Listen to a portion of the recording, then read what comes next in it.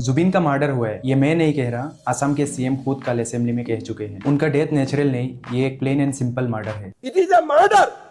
মই আজিও এক সদনত কৈছো। क्या एक आवाज इतनी पावरफुल हो सकती है कि उसे खत्म करने के लिए साजिश रची जाए? इंडिया जहां सच बोलने पर बहुत कुछ खोना पड़ता है, जहां सारे सेलिब्रिटीज चुप रहते हैं, लेकिन जुबिन खुलकर सबके सामने खड़े होते। क्या उनके खिलाफ कोई बड़ा खेल हुआ है? क्या हम इस सच को जान पाएंगे? आइए जानते हैं। जुबिन का जन्म 18 नवंबर 1972 में मेघालय में एक असमीज ब्राह्मण फैमिली में हुआ था और उन्होंने बचपन में कई सारे लोकल कंपटीशन में पार्टिसिपेट भी किया था। उन्होंने 33 साल में 40,000 से ज्यादा गाना रिकॉर्ड्स किया, वो भी 40 डिफरेंट लैंग्वेज में। उनका बिगेस्ट बॉलीवुड ब्रेक थ्रू आया मूवी गैंगस्टर से, जिसमें उन्होंने या अली गाना गाया।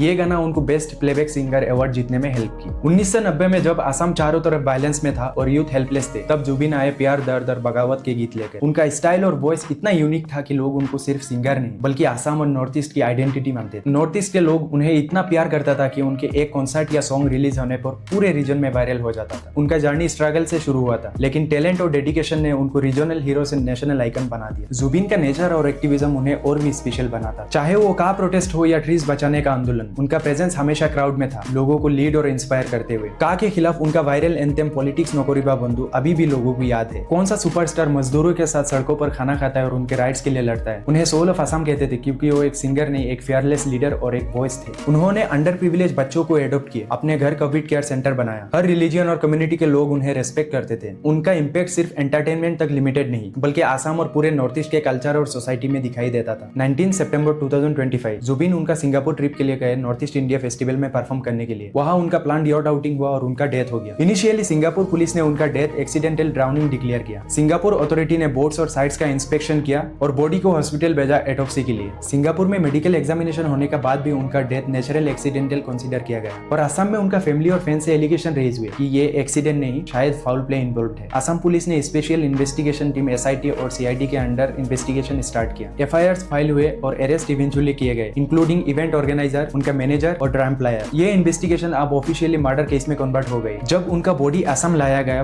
पूरा असम रो रहा था, सड़कें फैन से भर गए थे और असम 3 दिन तक बंद रहा। स्कूल्स, ऑफिसेस, मार्केट सब क्लोज। फैंस और आर्टिस्ट ने सोशल मीडिया पे ट्रिब्यूट्स दिए। समाधि स्थल पर आज भी हर रिलीजन के लोग उन्हें ट्रिब्यूट देने जाते हैं। उनका म्यूजिक और प्रेजेंस सिर्फ एक सिंगर तक नहीं, उनका इम्पैक्ट पूरे असम और नॉर्थ ईस्ट पे था। असम के CM का रिसेंट क्लेम कि जुबिन का डेथ नेचुरल नहीं बल्कि मर्डर था, ये न्यूज फैंस और पूरे असम के लोगों के लिए एक बड़ा झटका था। अगर ये सच है तो एक सिंपल सवाल उठता है, सिंगापुर पुलिस और असम पुलिस का वर्जन इतना अलग क्यों है और अभी तक उनका मेडिकल रिपोर्ट पब्लिक क्यों नहीं किया गया? और सबसे इंपॉर्टेंट, अगर उनका डेथ मर्डर था तो सच इतना दिन क्यों छुपाया गया? इस केस में जितना सवाल है उतना कॉन्ट्राडिक्शंस भी, और फैंस एक ही चीज चाहते हैं, जस्टिस, ट्रूथ और ट्रांसपेरेंसी। मैं सुहेल, और जब भी इस केस में कोई नया अपडेट, मेडिकल रिपोर्ट, चार्जशीट या फ्रेश अरेस्ट सामने आएगा, मैं सबसे पहले आप सबको डिकोड करके बताऊंगा।